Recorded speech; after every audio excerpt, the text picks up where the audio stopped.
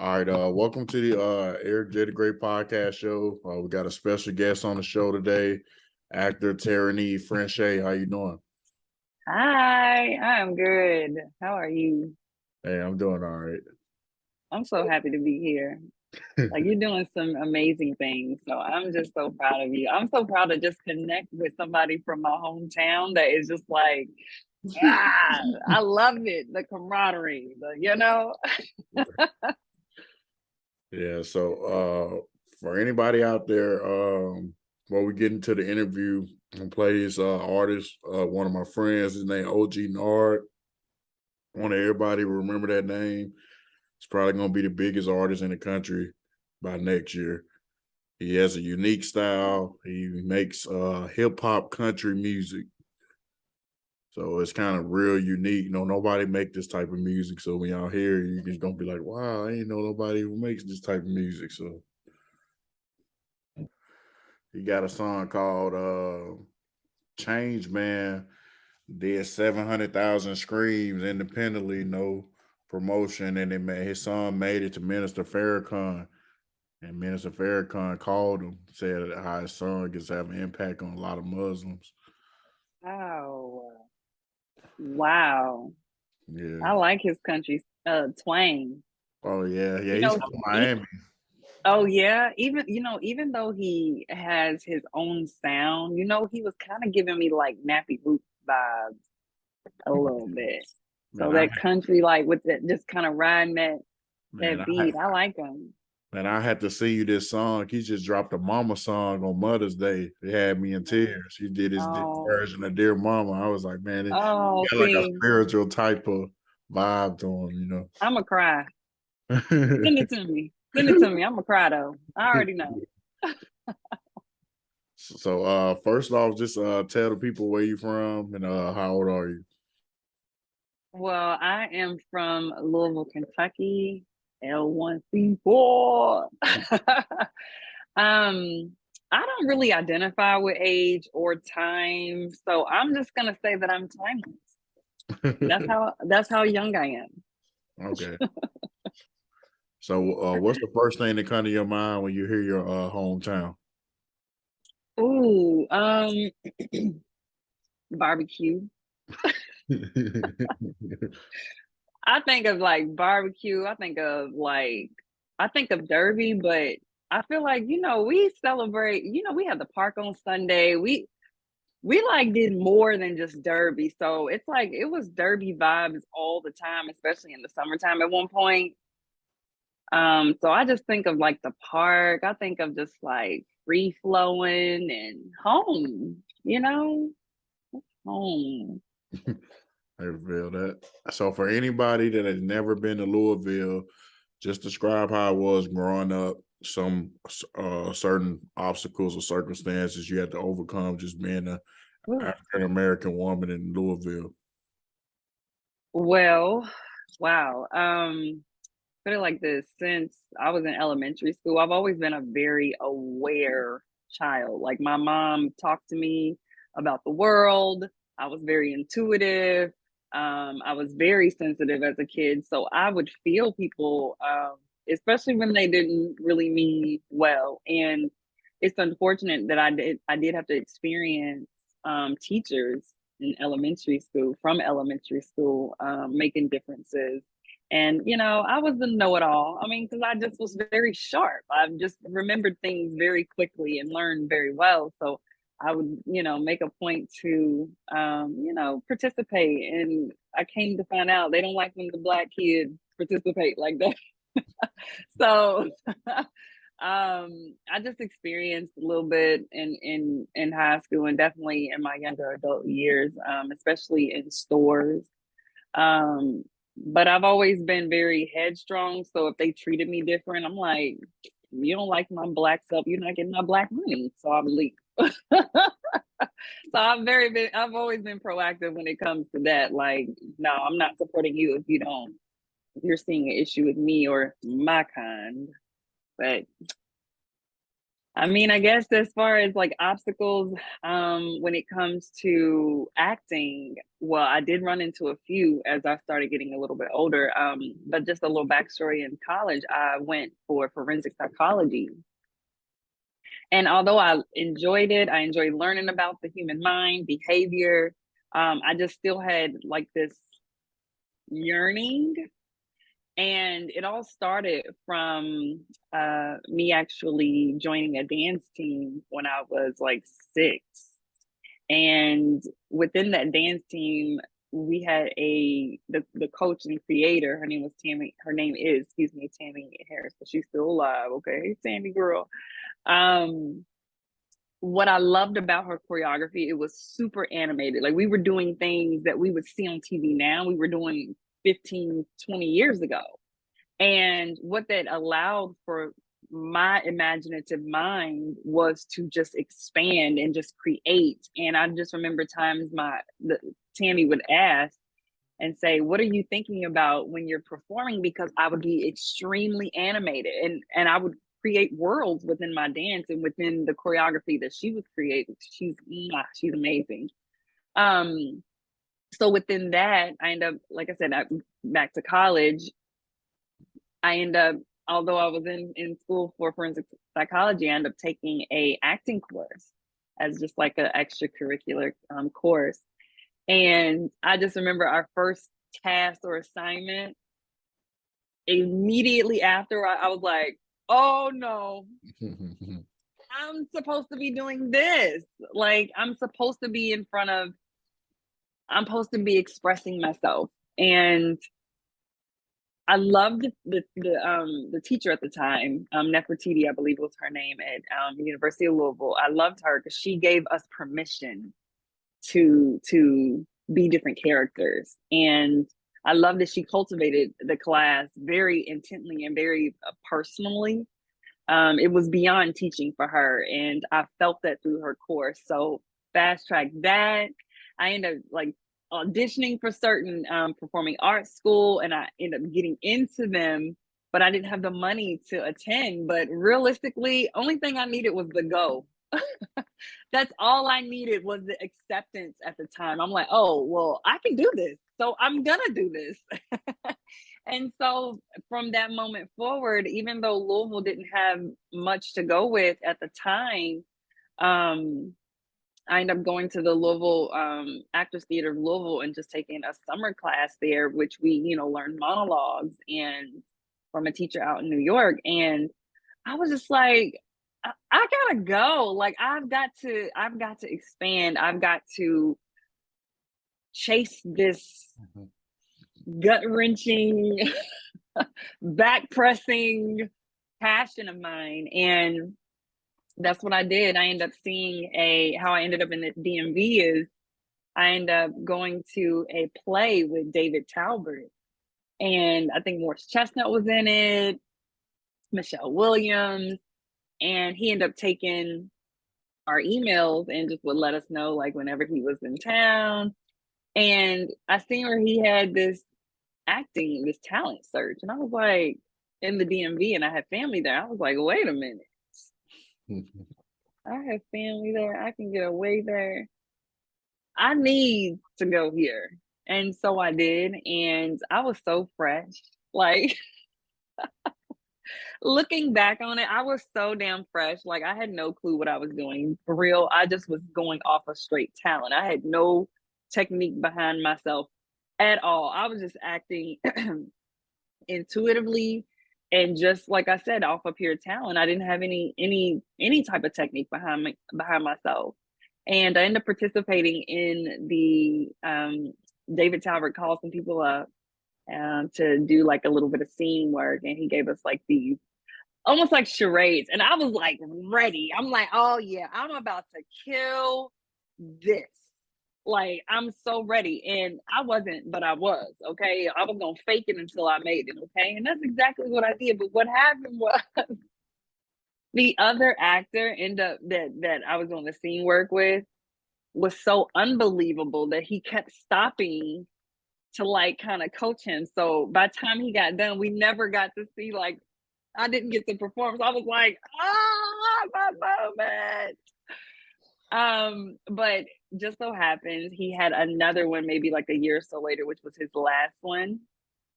And I got a call back after we were able to do a audition with him. And I got a call back from that to be able to do another audition, which that's what a callback is. They want to see you again. And I was so hyped. Oh my God, y'all, so hyped. And I called upon the best of the best within the acting class that I had been in. And I love the actress that helped me because she was sick as a dog, okay? And she was still willing to get up out of the bed, sick, meet me in a space that was comfortable for the both of us and record my audition for me. And because I had nobody else. And when I tell you this lady was sick, like she probably had the flu and she still did. She knew how important it was. So in the midst of that, she's a phenomenal actress, but at the time she was more geared toward theater, which theater acting is different than film acting, film and TV acting. And as she was coaching me to go way bigger than what really the scene called for. And I knew it intuitively. I knew it myself, but I did not want to go against her because how she got out of her bed to come help me. And as sick as she was, I did not want her to feel like I wasn't listening to her or just not, like I didn't need her. And I listened to her. And I graciously got feedback from the man himself via a trusted source that was like, what is she doing? Like, this ain't her. Because I ended up not going past that. And I knew it. But I look at that when I think of obstacles, I don't really think of them as just obstacles. I think of them as learning moments and learning curves. And that was a moment where I will never go against myself ever again. I will never do that again. I will never go against what I intuitively know, especially now as a coach, because I do coach as well. I have the technique behind my talent, and I bet on myself, okay? And so that moment taught me to never, no matter how funny, how stupid I might feel acting something out, as long as it's doing justice for the character, it doesn't matter what Teranee looks like. So I'm going to trust that gut of mine. And I've just learned boundaries. I've learned how to express myself as Teranee, because now, and I would say, hey, I thank you so much for the time that you put in, but I know what this director is looking for. So if you don't mind, let me record it this way, and then I'll do it the way that you see it too, and we'll pick out of the better.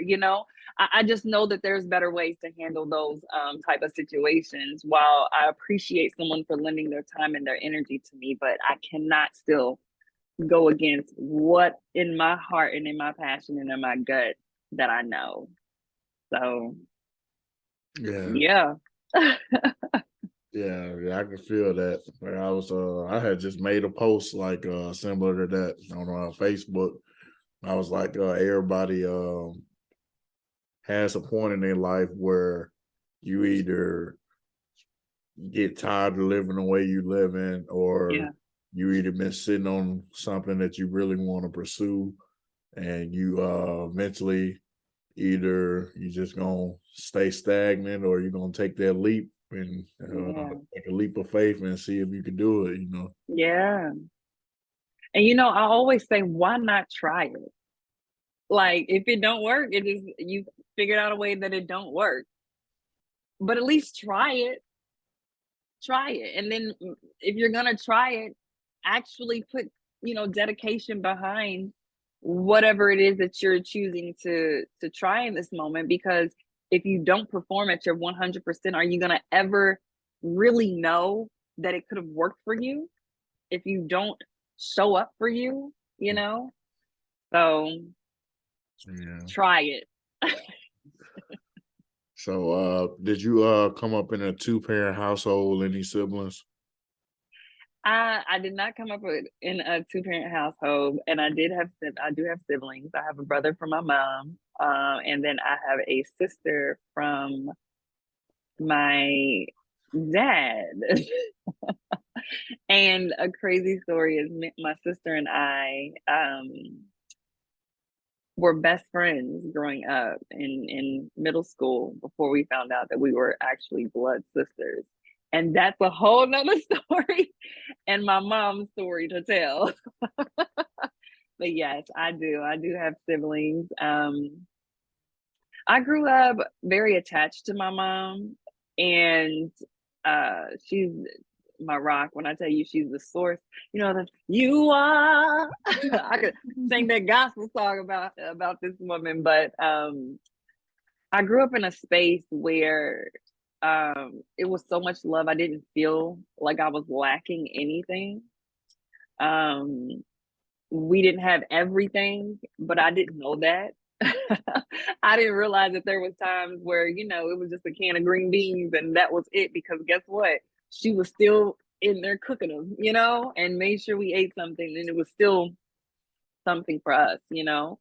Um yeah, I feel like I was into every sport that you can think of. I tried. The only thing my mom wouldn't let me do is football. So she made me cheer. I did tennis, I did basketball, I did softball.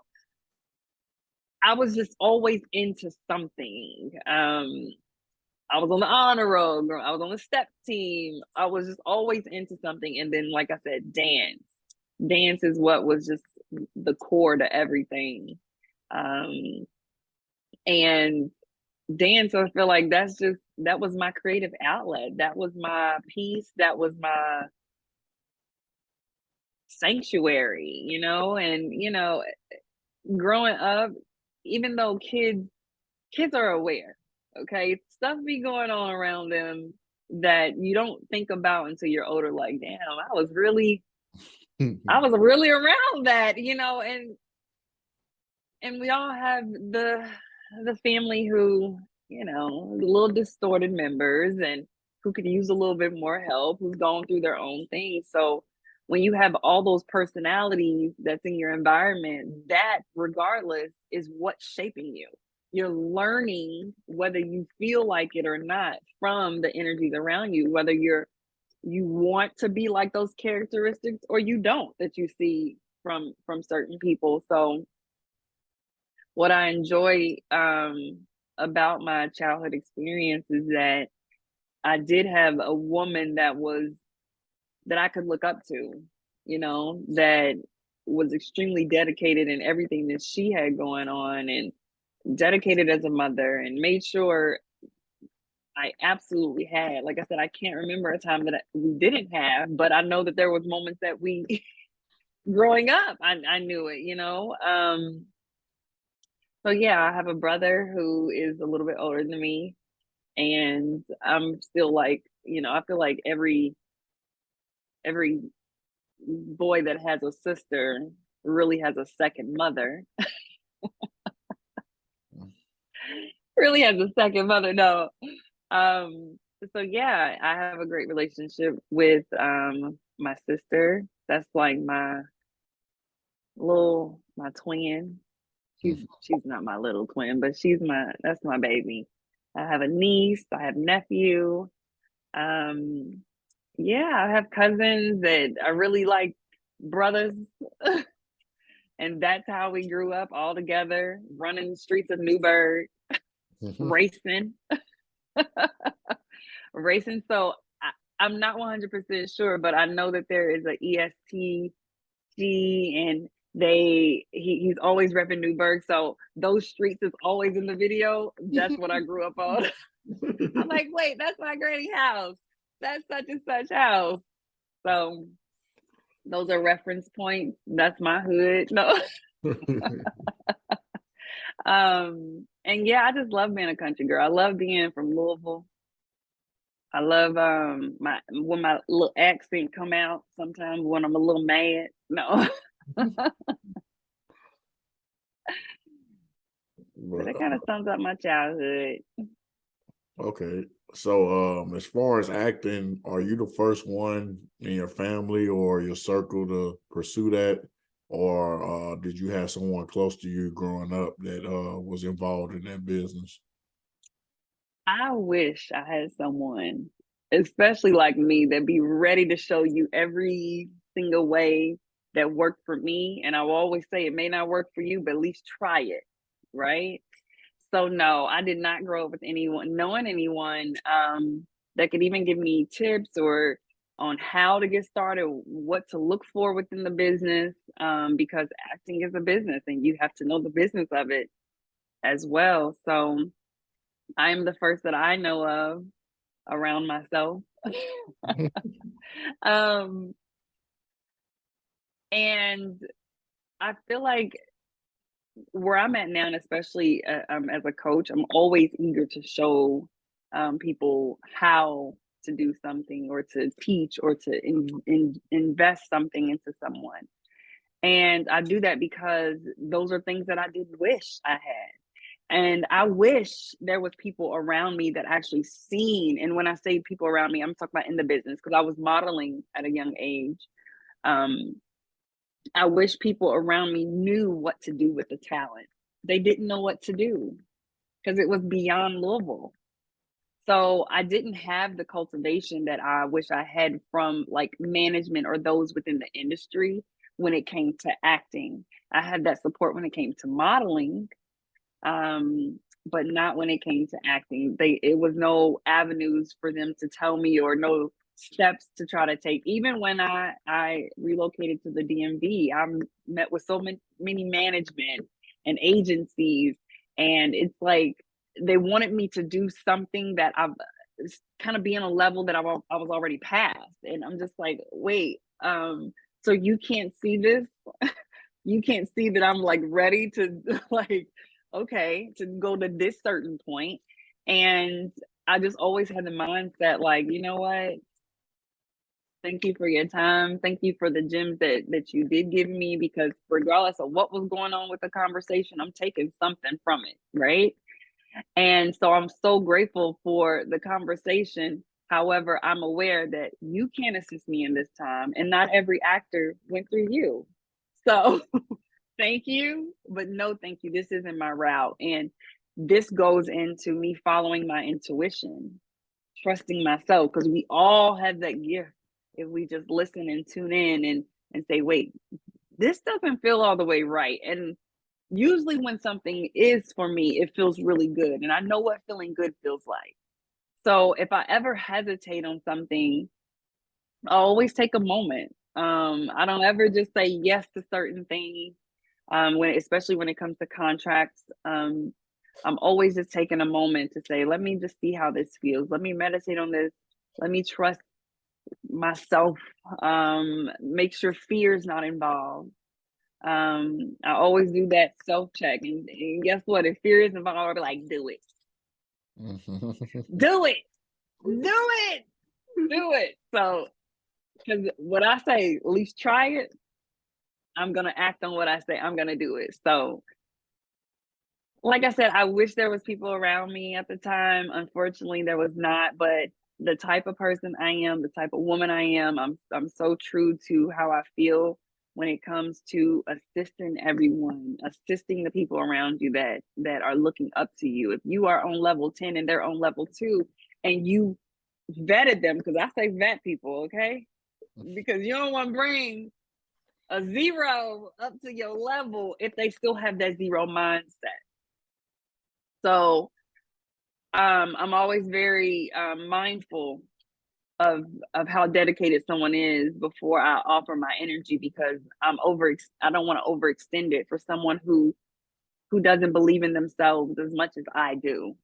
And with that even being said, is my little cousin is an actress as well, and I actually casted her as my daughter on a sold out play that I'm involved in, which we can get to later. But so to me, that's that moment where I have a chance to bring someone in my family that is super talented, that beyond her years, in a position that I wish someone would have been able to do for me.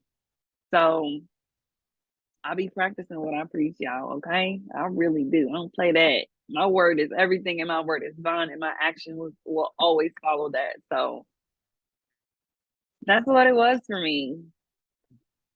Absolutely. I can feel that you already making milestones in the family for the future generations. So Yeah. so as far as actors, like who were some of your favorite actors growing up? Ooh. Okay. So my favorite actor growing up at the time. Okay, it's evolved, but it was Jim Carrey, and it still is. He's still one of my favorite actors, and it's because he made me laugh, and it was genuine, and he was always just being himself. So put it like this: my mama had to break it down to me. She was like, "Listen, I know you love Jim Carrey. I know he's your favorite actor, but you cannot be a white man." Because I wanted to be him so bad. And I wanted to be him to do the bloopers. Like, I wanted to do the bloopers, like, because I could tell that that was just his funny, goofy personality. So essentially, I wanted to make people laugh, especially growing up. So I am a comedic actress by natural talent, but I can play any role when it comes to any level, any walks of life, just because I'm so dedicated into studying what that really would entail for whatever walk of life this character chose to or happened to be on. But yeah, I say growing up or now, it's absolutely like the Violas, it's the Tarajis, it's the Meryl Streeps. It's and I say that because there's actors that have come behind them that have mimicked their styles. And those women, as far as their talent, to me have set a certain footsteps for women like myself and the women who have come before me, and not necessarily the generation, but the class before me have been able to study and be inspired by. But the Issa Rae, the Robin Thieves, that right there is my natural, like, that I feel like that's my friend group in my head. That's who I'm around all the time. They're at my wedding, like I ain't even dating, but they at my wedding. They're my friends in my head. So though, yeah, yes. Absolutely. So take me back to that first role that you ever did. First acting role you ever did. Kind of explain, was it like did it come naturally? Was it like a rough patch trying to adjust, to your first role? Just take me through that experience. Oh well, my first role was in a movie called Love Different. The movie, it's actually on Prime, and it's written and directed by Anthony Hatchett. And I was casted as his wife. So I feel like he gave me free range to kind of interpret the character the way that I wanted to interpret it. So I love directors and writers like that allow the actors to see past their words. And he gave me the freedom to actually just express that character. If anything, I could not relate. I've never been married, so I can't relate to being married, but I can relate to the emotions that the wife was experiencing, or lack thereof, because of the relationship dynamic that was written. Um, I feel like it doesn't really take me much to get into a character because I've learned so well how to separate them from myself. So I give myself permission to engulf whatever it is, no matter how crazy off the wall, because I learned this at that David Talbert talent search. He said the rule number one was to never judge the character. And so I never judge the character. I don't care what Teranee looked like. I don't give a fuck what I look like. I care about what the actor is going through, what the actor is feeling, or excuse me, what the character is feeling, what the character is going through. I, in those moments, don't matter. Now, can I pull from my true emotions based off of different experiences that may have caused those emotions? Yes, and that's what I would do. So it doesn't really take me much to get into that character. I feel like if anything, when I digest the script, because I can retain a script really well too, really quickly. And once I get into that and know what's really going on or what's happening, what's the character, this is what they're thinking, because this is what they're saying. So now I just have to put maybe what they're feeling into it. And so that's what I go by. I read everything on the page that can potentially give me a clue to who this character may be. And sometimes I even create backstories for them. And I feel like for that first character, who she was on the script. So to create a backstory for her was unnecessary. On set was so fun. And I will say the first set, it was so professional for the budget that he had that it set the tone for how I expected every other set to run. That's not gonna happen, but that's what was my expectation. I'm like, oh, every set's gonna be just like this. The shot, like it's gonna be well put together. The story, the crew, the cat, like it was just so well. It was a professional set. It was the first professional set I had been on, and like I said, the director trusted me, and the writer trusted me enough to assist the lead character. She was a white girl that was pretty much thrown into a black agency, um, and she needed help with the culture. And so she had this one scene where she's supposed to get like kind of loud, and she did not know how to do it. So the director pulled me in the closet. He's like, "Hey, can you like coach her on how to be a black woman real quick?" And I was like, "Okay, okay." So she was such a good sport. I said, "Okay, so first of all, we talk with our hands." And we began a little lesson of how to be a black woman for a scene or two, you know. But even in that moment, like I said, it was my first time on set. The director and the writer director, excuse me, he trusted me enough to even coach this award nominated actress, because she does Christian films. And I was just like, okay, well, I feel like I might know what I'm doing.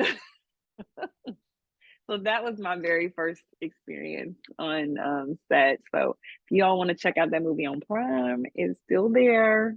Loved it from the movie. You like a good faith-based drama. Mhm. So you led me to my next question when you're talking about how to separate the character, because this is Yeah. something that I was talking about like a couple months ago. Now, I remember the dude that played the Joker. I think he died about a year ago or something like that. Yeah. But and I want your opinion, since you been acting for a while now, on people that has to go to certain limits to go to perfect the character, and then after the movie comes out and everything is done, they can't go back to their regular selves. So, Yeah. like, what's your opinion on the mental health aspect of that? Because some people really be so in tune with the character that they live in their real personal life throughout their character. Yeah. You know, it was Heath Ledger that unfortunately lost his life. Um, and my heart goes out to any actor that sacrifices themselves. That's essentially what it is. That sacrifices themselves to tell a story, let alone succumb to someone else's story. And I think that there's a certain level of realization that you should have with yourself as an actor, just in any field, but especially in acting, because we're taking on so many energies. Some of these characters are fucked up. And guess what? We can't judge them. We only have to understand why they're making the decisions that they're making and go to a place where this feels believable to us. So the audience will believe that this is who we are. And I personally feel like therapy, like I recently started therapy within the last year, and I made my therapist very aware that my goal was to have her around throughout my life. So, like, that's what I'm looking for. So I can assist or have assistance with digesting characters sometimes or digressing characters sometimes, because I know the level that I'm going to go. And I'm already preparing myself in this now reality for my future self. Okay. And I'm aware that I am super sensitive. Like now I know how to separate myself. That's the empath in me. I've learned how to manage other people's energies no matter where I go. So to me, being an empath has drastically assisted in being in tune with the fact that I'm an empath. Because at first, I mean, I've always been me, but I didn't know about some of the things that I was feeling. But being in tune with the fact that I'm an empath has already prepped me with discarding other people's energy, transmuting other people's energy, alchemizing other people's energies, right? So now I've taken that part of my spiritual foundation and I've make sure that I apply it into my now reality, especially when I am dealing with characters or multiple characters if I'm doing multiple projects. And therapy, I feel like, helps you get to a certain point of self-awareness that when you are operating within your own energy and then you're operating in some that's not, you know what's not yours. So now you can say, hold up, this isn't who I am. This is how the character would react. Let me get myself together. Let me snap back to in alignment with my true self, my true energy. And I will always attribute to that, to having a therapist and a strong and stable spiritual foundation, no matter what it is that you believe in. But knowing yourself, knowing your own energy, for me, knowing myself, knowing my own energy is that direct evidence of what's my energy and what's a character's energy, because I know what mine is. So I had a character that was extremely emotional and she had daddy issues. And I feel like I was like, wait, I healed from my daddy issues.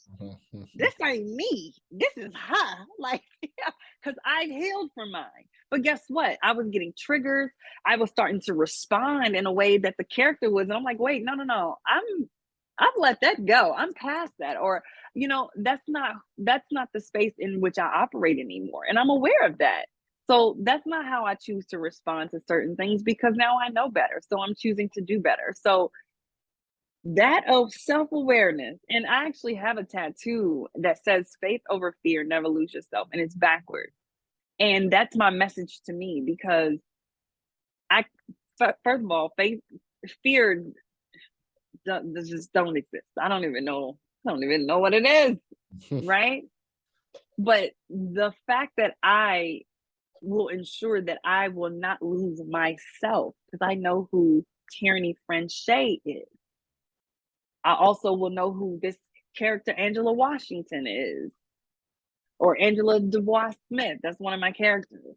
I know who these other characters are. They're different from me. So that is what assists me in making sure, and I make sure that I digress once I wrap too. So once I wrap a production, I have like this whole little self-care ritual type of thing that I do for myself, just to ensure that I'm not taking on none of these energies on these characters, unless the character's a boss, unless she's an entrepreneur, unless she's a multi-million. I'm gonna take on those characteristics now, okay?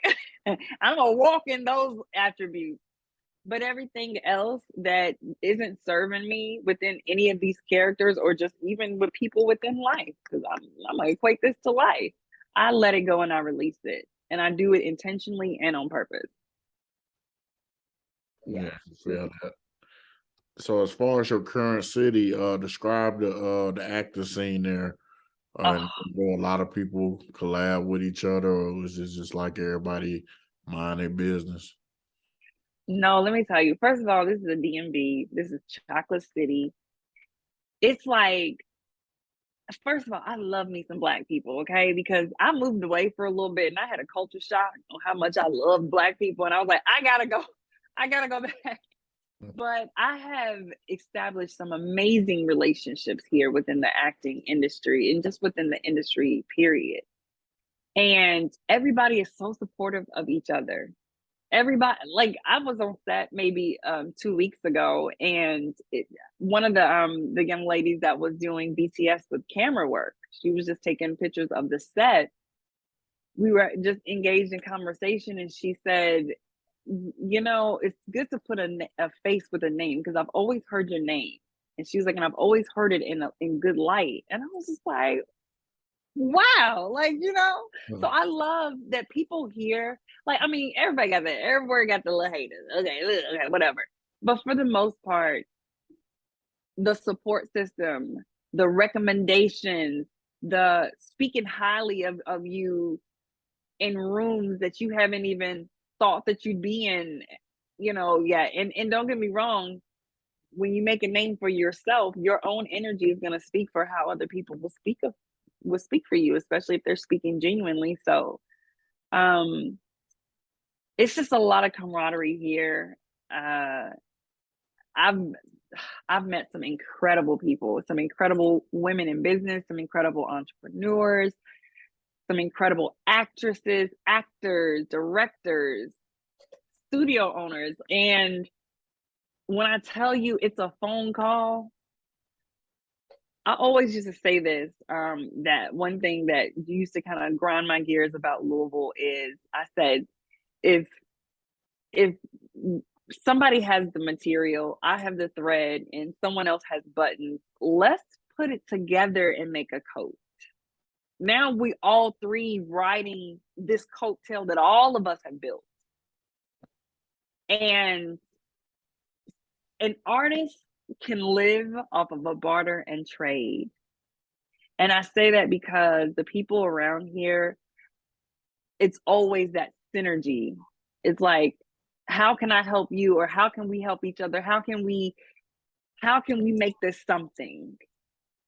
How can I incorporate my business to help you? How can you incorporate your business to help me? It's always forward thinkingness. And except those are the people that I've called in. Other people might have other experiences, but the experience that I'm choosing to have is people who've been in alignment with me, who are eager, who are happy to assist me on my journey. Who I met a crew on set of a movie that actually just came out, shameless plug, on Prime and Apple TV, called Be More Careful. And that's actually written by Shannon Holmes, written and directed by him. So anywho, I met two of the cameramen on that movie, and all three of us just started kind of filming together. And when I tell you, I'm gonna have to send you what we're working on, friend, and you're gonna be like, wait, what? Hold on, wait, what? And this just goes to show that and this is something that I feel like a group of people that I've manifested, because I've been eager to have and to be around people who were eager to film, eager to work. Like, let's go. Let's think of something and record it tomorrow. Like, and that's how my crew is. And I'm just like, and we be thinking up and then filming magic. So I'm gonna follow up with a little magic, a little sneak peek when we wrap. But I love being around those people with like-mindedness, likeness when it comes to energy, when it comes to dedication, when it comes to work ethic. Like, my work ethic is crazy. And I love working with people who love working when it comes to something that we love to do, because it never feels like work. It always feels like fun. So I like having fun. Yeah, I can feel that. Who are some actors you want to work with in the future that you haven't worked with yet? Ooh, oh man. Okay, so there's a few of them. There is now I've worked with some of them, but not in the light of actually like the opposite. So I would love to work with KJ Smith. I think she's incredible. Nafisa Williams is incredible. Brescia Webb, like I said, Issa Rae, Robin Thede. And these are some of these women are comedic actresses. My ultimate gut wrenching in your face is working with Taraji P. Henson. When I tell you, I've already seen in my mind a conversation that her and I have. So I know that there is going to be a moment where I cross paths with, I'm working alongside, I'm working with Taraji P. Henson. I calling it on Eric J. the Great podcast. I know that that will come into fruition because I've seen the conversation. So I'm excited for myself to get to that level of to say that I've worked with her. Absolutely. Yeah. So, what would you say is your most successful role so far? Oh wait.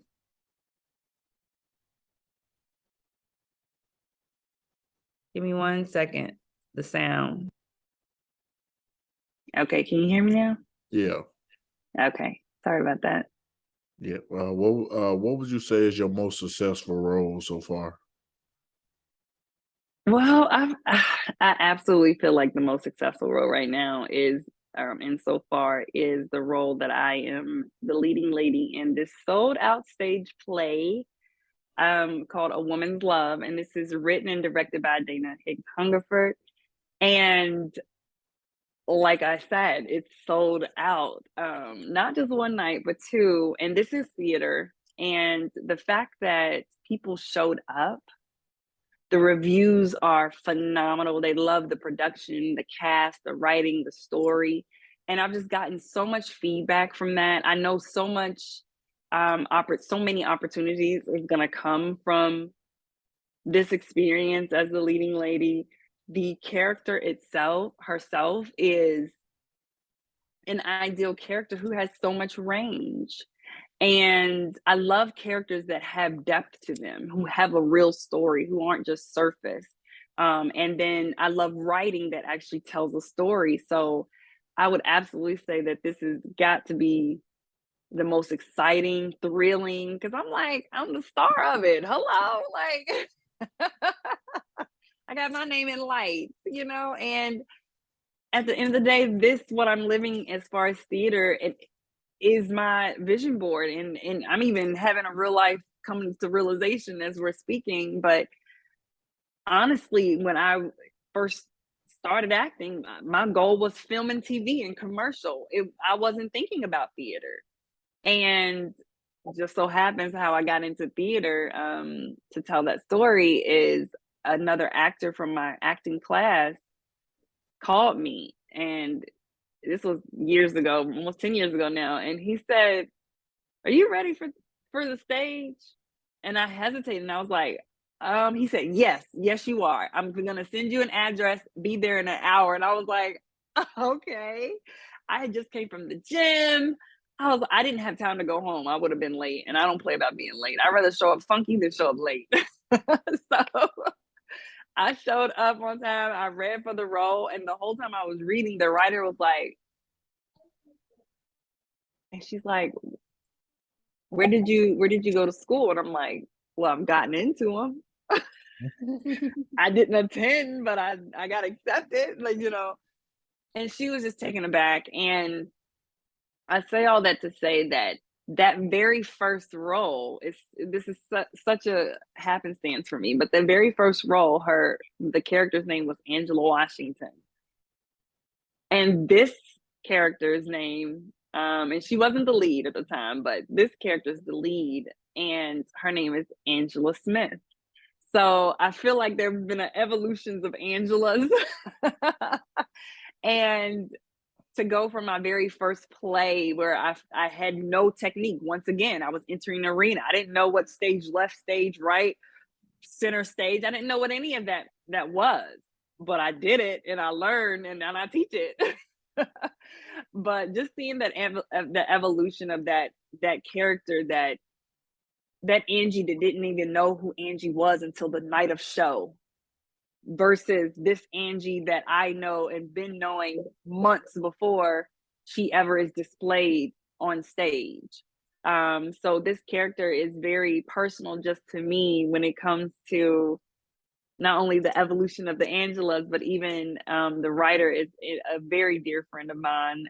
She is absolutely a sister to me, and she's actually the first woman in the DMV that just took me under her wings. And I met her acting class too 10 years ago. And at the time, I did not know this, but her watching my performance at the time, she had already casted me as Angela. And I didn't know that until recently. She's like, I knew 10 years ago you were Angela. And I was like, Wow. really?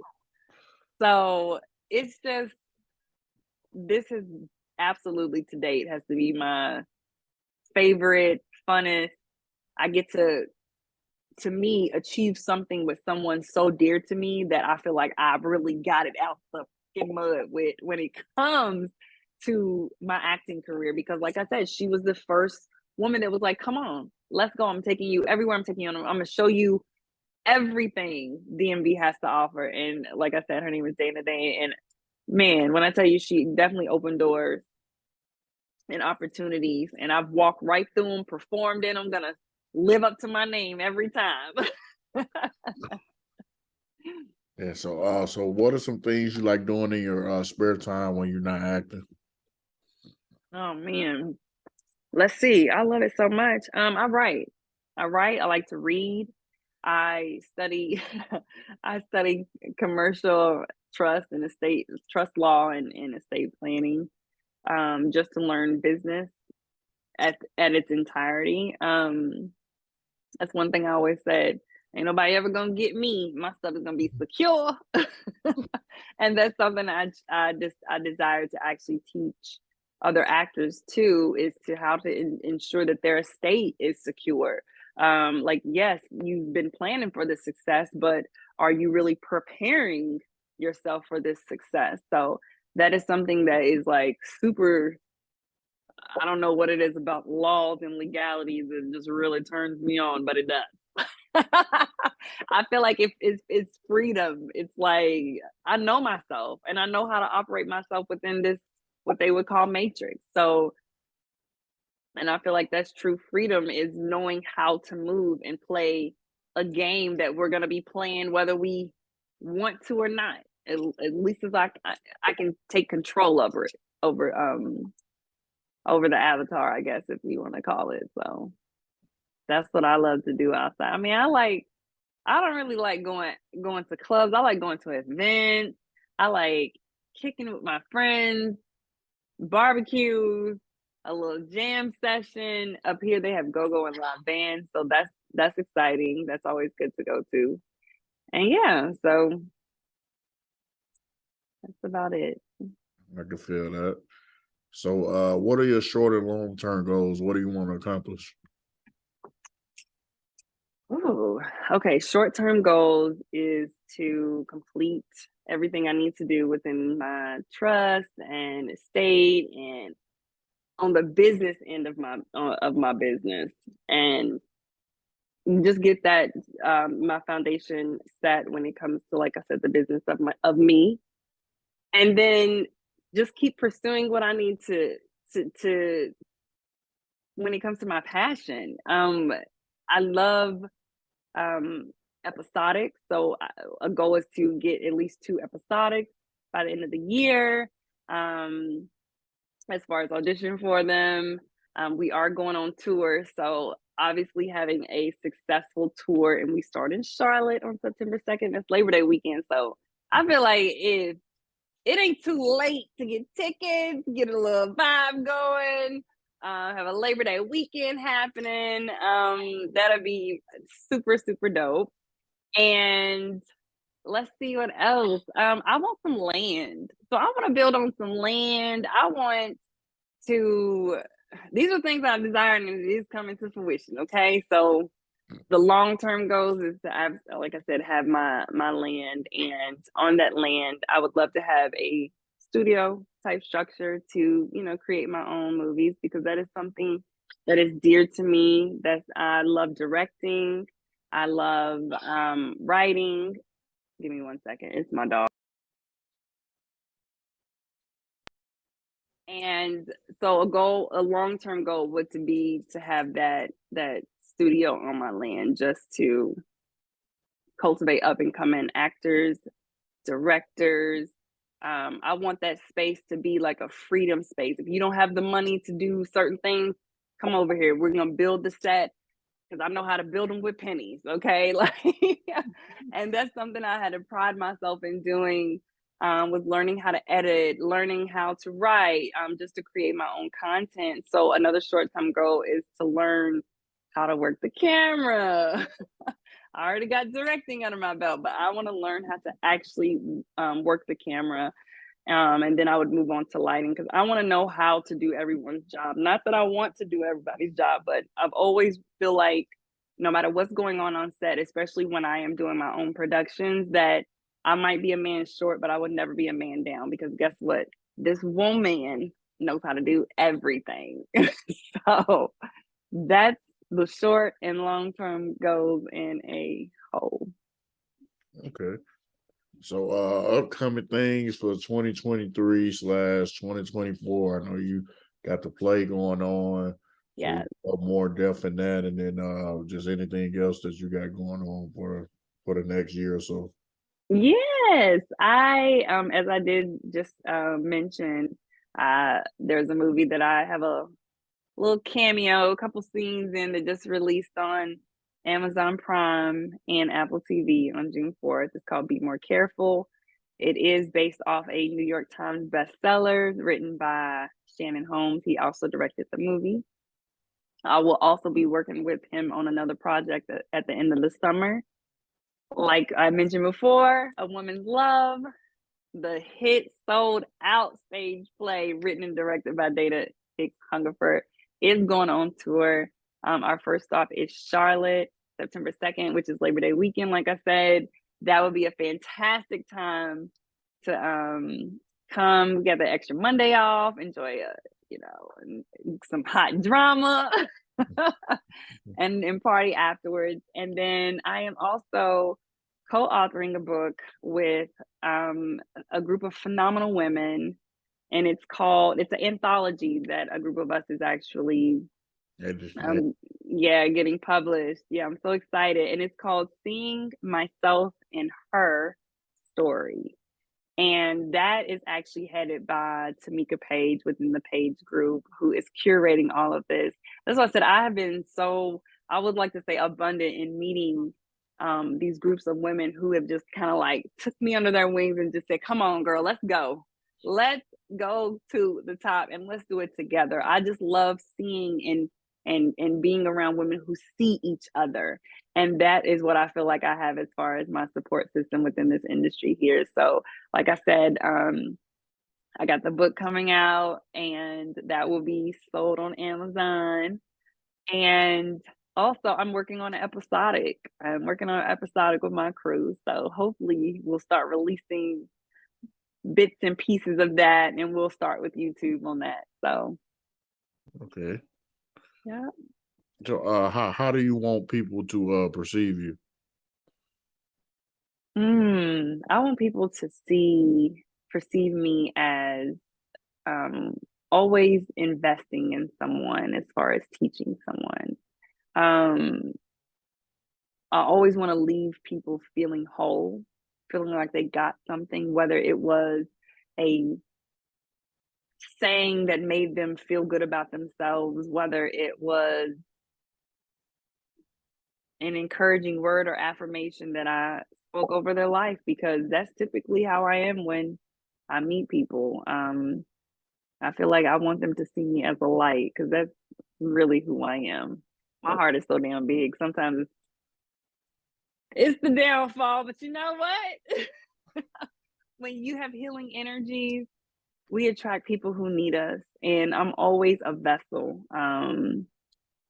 to assist people in this realm that just needs to get back on their path. So that's really how I want people to see me. Like, damn, she's wise. I can really go to her for some good life-changing, life-altering advice that is gonna assist them. So a light.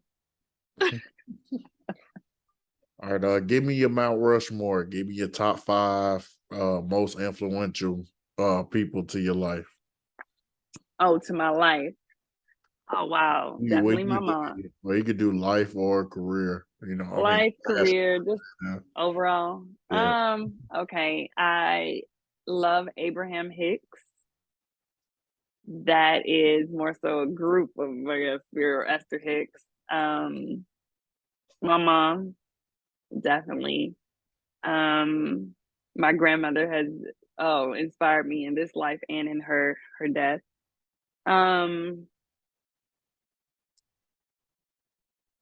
Jim Carrey. I feel like he gave me permission to be my goofy self. And I would say Taraji, because in so many ways, she has no idea that she has inspired me and her name has been fuel to my life and has kept me going in this industry. So I'm so grateful that her footsteps paved the way. Absolutely. Yeah.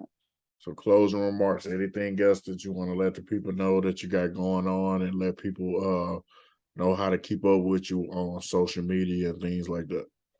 Yeah, so my handles are all the same. It is Teranee Fransha Official. It's TeranEefransha Official. That is how you reach me for business as far as email as well. And that is at Gmail, Teranee Fransha at Gmail. My Facebook, YouTube, Instagram, TikTok, all of that handles are the same. And like I said, everything that I've listed before or mentioned before, please support and support Black theater.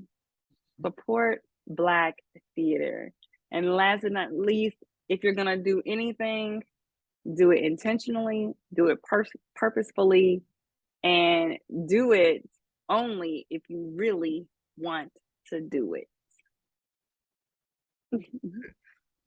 Yeah, I appreciate you coming on the podcast. You know, anytime you want to come on the show, like come on anytime. You know, I do episodes at all like random times, almost any day of the week, really. Just depends on what I got going on. But I like getting different variety of people. You know, I read a comment on my YouTube yesterday. Somebody commented on one of my videos, and he was like, "Man, you never know who Eric J is gonna have on. He can have a platinum selling artist one day, then have a regular person on the next week, then have a business person on the next week." So I was like, "Yeah," I was like, "I That's like good. it." That's good. That is so good. Well, I just thank you so much for having me, for reaching out, for staying just genuine. And this interview was very comfortable. I felt like I was at home because I am. No, I just, like I said, I appreciate connecting with you. I appreciate us being from Louisville, Kentucky, and definitely repping that because I feel like it's so much talent in Kentucky. So thank you again for just the opportunity and for having me and just for creating such a safe space within your platforms and that anybody and everybody from all walks of life and all levels of life, that's how you know you're a real one. Absolutely.